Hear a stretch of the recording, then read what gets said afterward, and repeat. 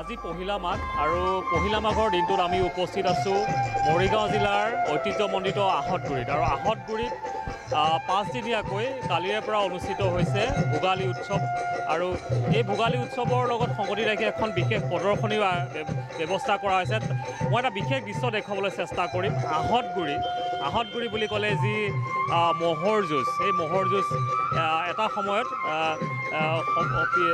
সমগ্ৰ দেশতে এক খ্যাতি লাভ কৰিছিলে আৰু এই ম'হৰ যুঁজৰ বিভিন্ন নষ্টালজিক মুহূৰ্ত, সেই নষ্টালজিক মুহূৰ্তসমূহ দেখুওৱা হৈছে প্ৰদৰ্শনীখনত। কিন্তু যিহেতুকে ন্যায়ালয়ৰ নিৰ্দেশত এইবাৰ যি আঞ্চলিক আহতগুৰি আঞ্চলিক ভোগালী বিহু উৎসৱ আয়োজক সমিতিয়ে কোনো ধৰণৰ আনুষ্ঠানিকতা ৰখা নাই। ম'হৰ যুঁজৰ ক্ষেত্ৰত ম'হৰ যুঁজ আনুষ্ঠানিকভাৱে অনুষ্ঠিত নহয়, কিন্তু নষ্টালজিক কিছু মুহূৰ্ত এই যি প্ৰদৰ্শনীৰ দ্বাৰা প্ৰদৰ্শন কৰাৰ ব্যৱস্থা কৰা হৈছে। মই কিছু দৃশ্য দেখুৱাবলৈ চেষ্টা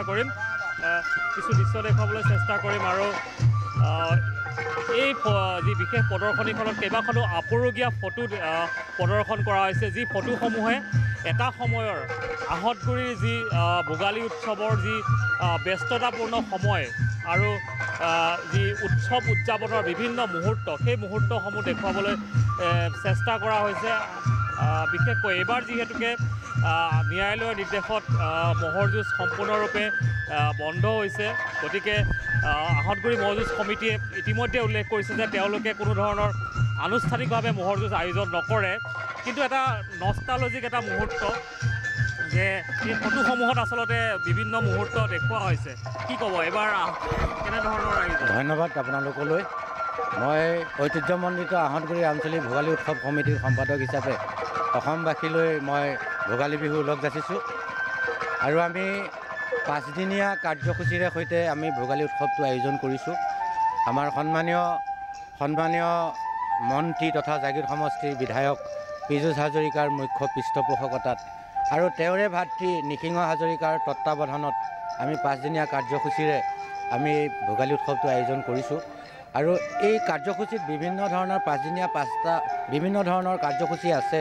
কিন্তু আমি আপোনালোকক জৰিয়তে জনাব বিচাৰিছোঁ যে আহতগুৰিৰ ইতিহাস আজি আপোনালোকে এই ফটোবিলাক দেখি গম পাইছে আৰু মানুহবিলাক এনেকুৱা আৱেগিক হৈ গৈছে, যিহেতু 2015 চনৰ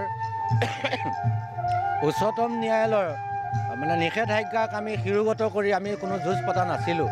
কিন্তু 2023 চনৰ পৰা যিটো ডিচেম্বৰ মাহত এটা পাতিব পাৰে বুলি আমালৈ এটা সিদ্ধান্ত আহিল, এই সিদ্ধান্তত আমি 24 চনৰ জানুৱাৰীত আমি এছপি মানি যুঁজ পাতিছিলোঁ।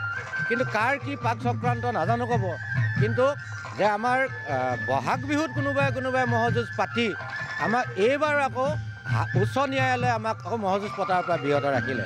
আমি সঁচাই দুখিত। আমাৰ গোটেই ৰাইজসকল বৰ অতি দুখ পাইছে আচলতে, যে আমাৰ এনেকুৱা এটা ইতিহাস, যি ইতিহাস আপোনালোকে নিজে গম পাইছে। এই ইতিহাসবিলাক দেখিলে আমাৰ মনবিলাক শিয়ৰি উঠে যে গতিকে সেইকাৰণে তথাপিও উচ্চ ন্যায়ালয়ক সন্মান জনাই আমি ভোগালী উৎসৱত আজি প্ৰথম 14 জানুৱাৰীৰ পৰা 18 জানুৱাৰীলৈ আমাৰ অনুষ্ঠান হ'ব।